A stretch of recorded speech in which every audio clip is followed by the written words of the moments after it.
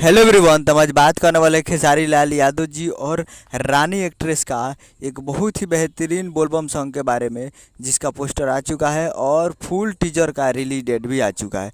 और इस गाने को लिखे हैं कृष्णा बेदर्दी जी और इस गाने को गाए हैं खेसारी लाल यादव जी, शिल्पी राज जी। और इसमें म्यूजिक है कृष्णा बेदर्दी जी का ही, केशव स्टूडियो पटना से, जो कि आपको स्क्रीन के ऊपर दिखाई दे रहा है। जिस सॉन्ग का टाइटल रखे गए 2 नंबर लोटा। जी हाँ, जिसका टाइटल है 2 नंबर लोटा। और इस वीडियो में है खेसारी लाल यादव जी और रानी एक्ट्रेस जी, फिट में है रानी एक्ट्रेस जी।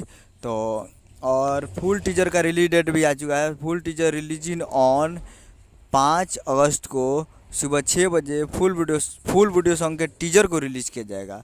और 5 को टीजर रिलीज़ किया जाएगा और 6 को हो सकता है वीडियो आ सकता है, 6 को आ सकता है। तो कल टीजर आएगा तो पता चल जाएगा कि तो कल तैयार रहेगा टीजर के लिए Sujay music world Bhojpuri YouTube channel पे।